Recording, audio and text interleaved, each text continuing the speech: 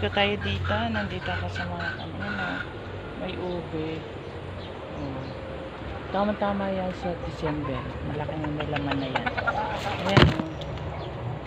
Ayan. O, diba? Ube yan. Bakit na mataas na. Ako na pala lang. Dami. Laki na pala yan. Hindi ko na yan. Diba? Nandito naman tayo sa paborito nating puno ng bayabas. Ayan. Parang gusto kong itry. Pumasok dito. Ang laki na niya. Oh, kaya na ako. Kaya na ako. Kaya niya na ako. Nasaan ako? O, diba?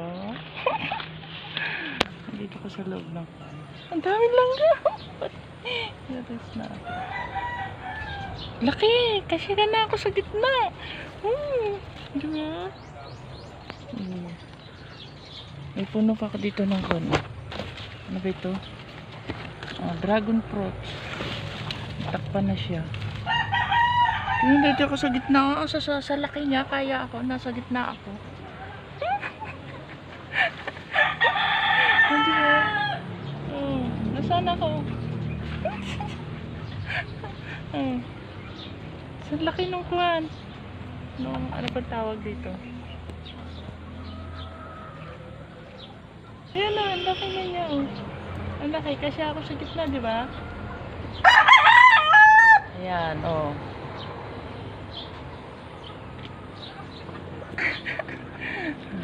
Ang dami bunga na naman ng bayabas, daming hinog.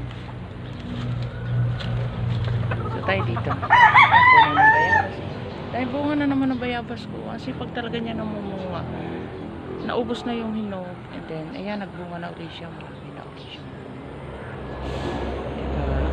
Kaya lang, ang laki na pala nito.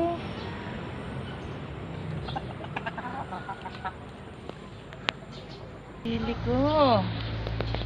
Dito na muna. Ako ng papaya dito. Tatakulan.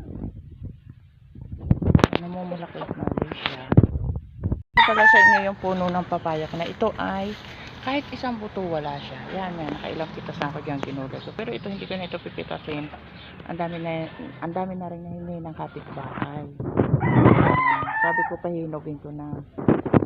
Ito pa rin.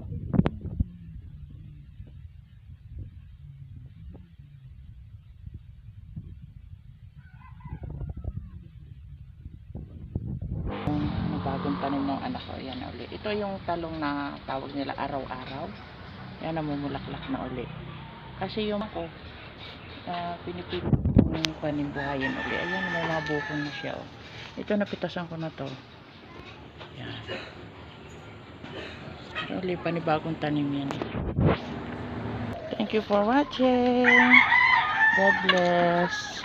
Yung pala, may tanim din pala ako ditong sayote. Ayan, bagong tanim ko lang yan. Sana makapano.